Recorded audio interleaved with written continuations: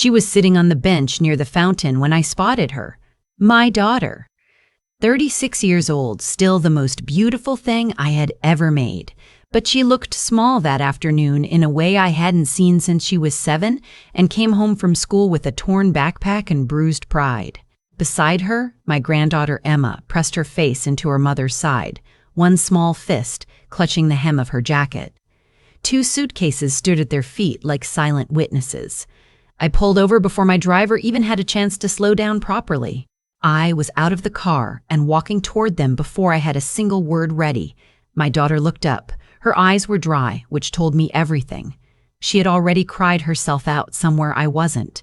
She was past the tears now. She was in that hollow, numb place that comes after. "Mom," she said. "Get in the car," I said. "Both of you." Emma looked up at me with those wide brown eyes and said, "Grandma, are we going somewhere fun?" I crouched down and touched her cheek.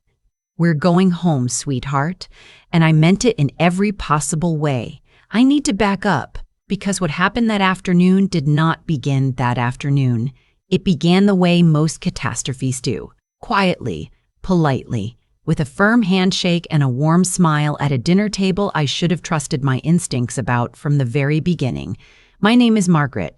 I am 63 years old. I built my life the way most women of my generation were told we couldn't, through work that nobody saw, decisions made in the early hours of the morning, and a refusal to ask anyone's permission twice. I own a medical management company. We oversee billing, staffing, and operations for 14 private healthcare facilities across 3 states. It is not a glamorous business. Nobody makes movies about hospital administration. But it is a real business, and it is mine, and it employs over 400 people. And I built it from one shared office and a secondhand desk in 1991. I never talked about money. That was a rule I made for myself young. My own mother grew up with nothing, and she taught me that people who announce their wealth are either insecure or foolish, and usually both. So I drove a sensible car. I lived in a house that was comfortable but not showy.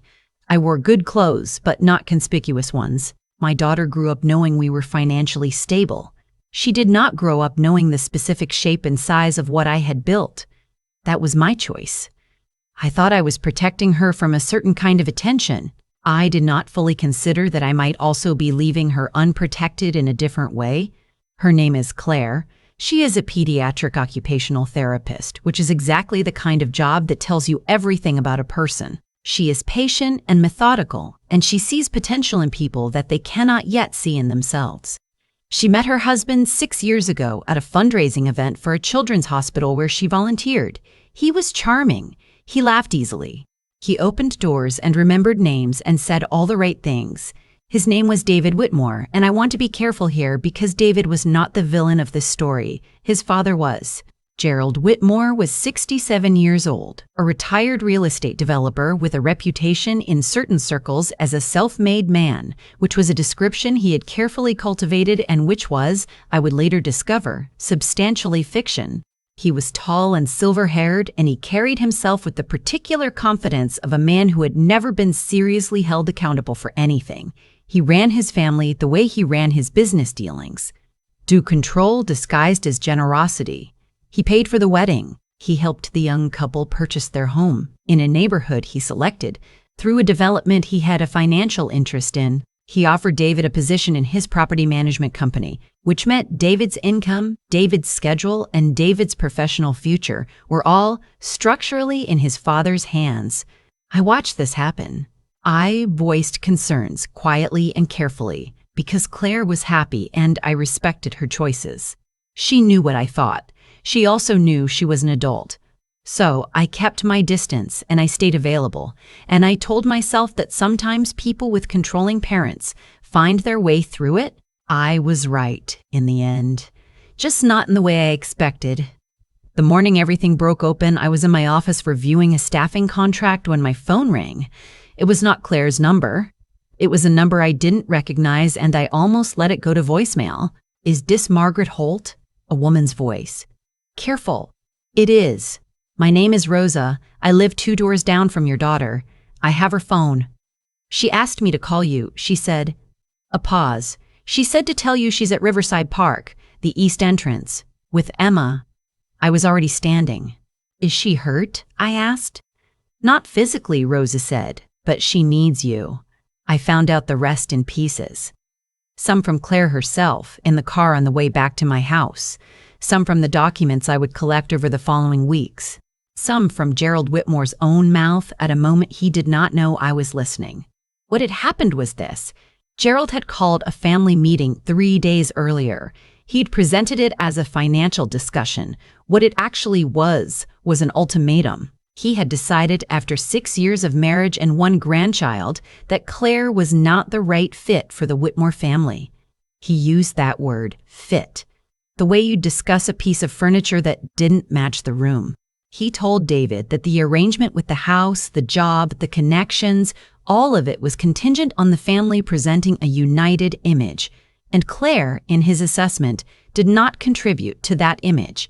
When David asked him what specifically he meant, Gerald was specific. He said that Claire's background, her family, her mother's business, our origins did not align with what he was building.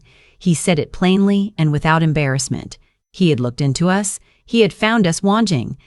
David, to his credit and his tragedy, pushed back. The argument lasted 2 days. At the end of it, Gerald made his position simple.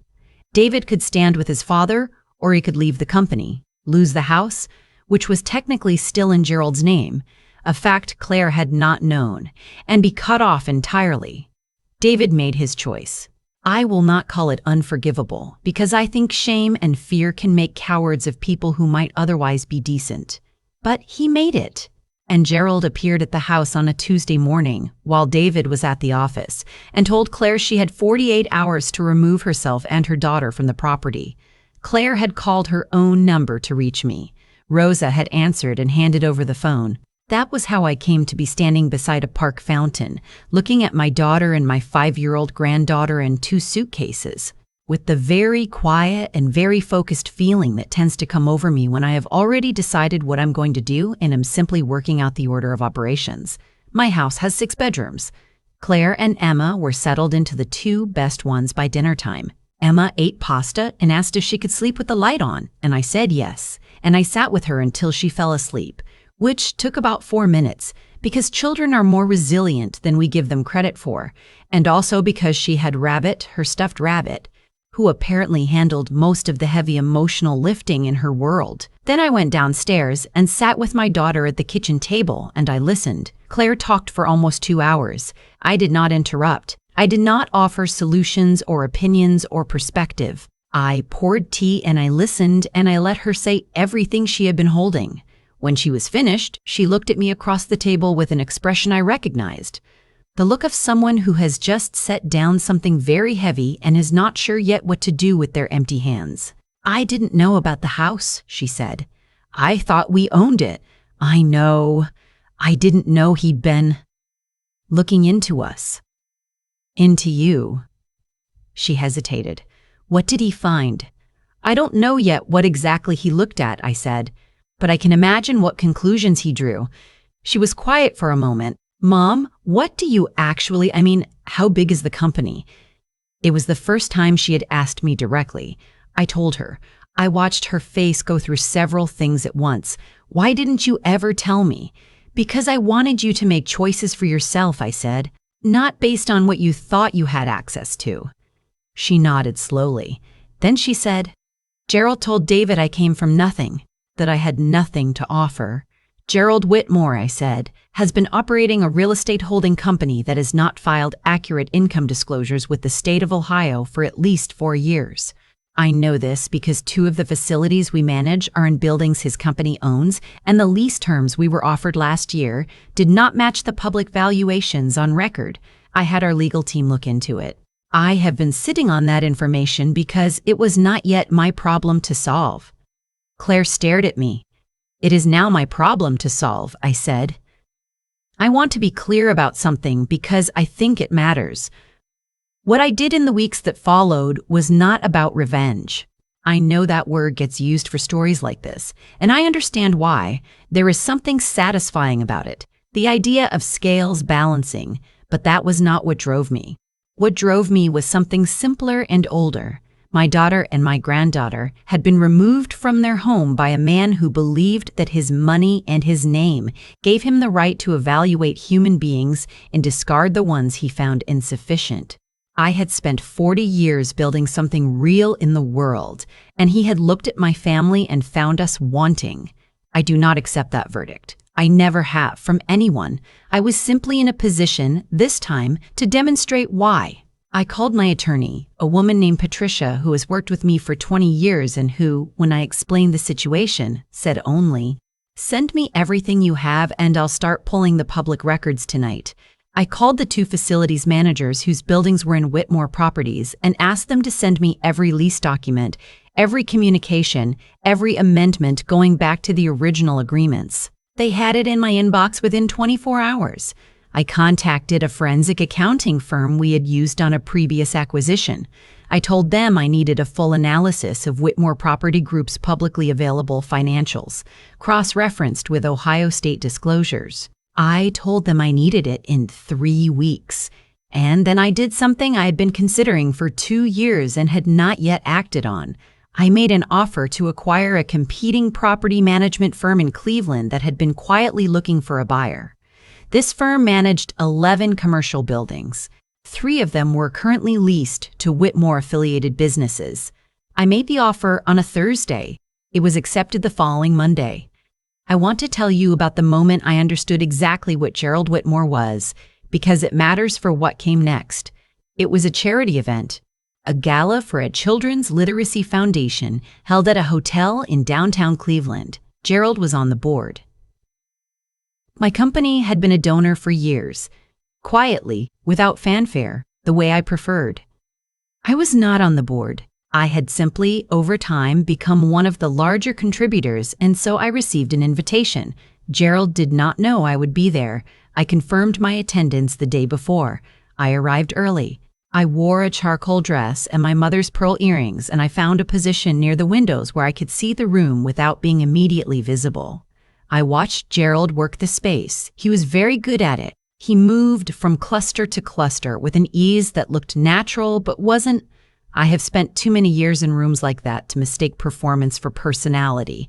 He was managing every interaction, filing people into categories in real time. Useful, not useful, threatening, not threatening. He saw me at 40 minutes in. I watched the calculation happen on his face. He knew who I was. He had looked into me after all. He was deciding how to handle the encounter. He crossed the room toward me with his hand already extended and his smile already in place. "Margaret Holt," he said, "I didn't expect to see you here." "Gerald," I said, "I've supported this foundation for years. Lovely event." There was a beat. He was waiting to see if I was going to make a scene. I was not. "Claire is, well, I hope," he said. He said it with a particular kind of smoothness, the kind that carries a small blade inside it. "Claire is wonderful," I said. "She's been spending time with Emma. My granddaughter is extraordinary. She'll be starting kindergarten in the fall." "Good," he said. He was watching me carefully. "I've been doing a bit of reorganizing," I said. "On the business side, we recently acquired Lakeshore Property Management. Do you know them?" Something shifted in his expression. "Barely. But I have been reading rooms for a long time. I'm familiar with the name," he said. "Lovely portfolio," I said. "We're in the process of reviewing all their existing lease agreements, standard practice after an acquisition. Some of them will be renewed, of course. Others?" I smiled. "We'll have to see." He said nothing. "Enjoy the evening, Gerald," I said. "It's a wonderful cause." Patricia called me the following week. The forensic accounting report had come back with findings she described, in her precise and careful way, as significant. Gerald Whitmore had been routing proceeds from several commercial properties through a series of LLCs in a way that did not align with his reported income. It was not a simple accounting error. It was a pattern, sustained over time, structured to minimize visibility. We submitted the relevant documentation to the Ohio Department of Taxation and the State Attorney General's office, anonymously, through proper channels. Patricia made sure every procedural step was correct. We also declined to renew 3 of the Whitmore-affiliated leases in the Lakeshore portfolio. We had legitimate business grounds. We were streamlining the portfolio, we told them, focusing on long-term commercial tenants with stable financials. Every word of that was true. Gerald Whitmore's businesses, it turned out, did not have especially stable financials once you looked closely. Word travels in that world. It always does. Within a month, 2 other property relationships quietly began reviewing their arrangements with Whitmore Property Group. I had not contacted those parties. I did not need to. Uncertainty is contagious in commercial real estate, and Gerald had built his reputation on the appearance of solidity. Once that appearance developed cracks, people who had always had small doubts began to act on them. David called Claire in the middle of all this. 3 times. She took the calls. I give her credit for that. She is not a person who avoids hard things. He was, by that point, beginning to understand the full shape of what his father had built and how it had been built, and the understanding was doing something to him. He was not asking to reconcile. He was, I think, trying to apologize without yet having the language for it. Claire listened and said she needed time and that Emma was doing well. She did not close the door, but she did not open it either. That was her decision to make, and she made it with more grace than most people would have managed. The state investigation moved faster than Patricia had expected. There were, it turned out, other parties who had been sitting on similar concerns and were waiting for someone else to move first. When our documentation arrived, it joined a file that had already been building. Gerald Whitmore received a formal notice of investigation on a Wednesday morning in March. I know this because his attorney, trying to negotiate, trying to find a pressure point, called Patricia and mentioned it, apparently believing that the origin of the documentation might not be traceable to us and that perhaps a conversation might be productive. Patricia informed him, pleasantly and without elaboration, that we had no comment. I was in my office when she called to tell me. I looked out at the city for a long moment. The lake was gray and flat and enormous. I thought about my daughter at 22, doing her clinical hours with children who couldn't yet hold a crayon. I thought about Emma asking if we were going somewhere fun. I thought about my own mother, who cleaned offices for 30 years, and who told me once that the only real power was the kind you built yourself, because the kind that came from other people could always be taken back. She was right. She was always right. Claire found a small house to rent in April. She chose it herself, in a neighborhood near a good school, close enough to me that I could be there in 10 minutes. Emma started a new preschool and came home the first week talking about a girl named Priya who could do a cartwheel and who had promised to teach her. I helped Claire set up her own practice. She had been thinking about it for years and hadn't moved forward because the timing was never right. The timing was right now. We found a space, modest and well-lit, near a pediatric clinic that sent her 3 referrals in the first month. I want to be honest about something. There were days in those months when I felt the weight of what had happened. Not just what Gerald had done, but all the smaller preceding moments. The dinners where something had felt wrong and I had chosen not to push. The conversations I had deferred.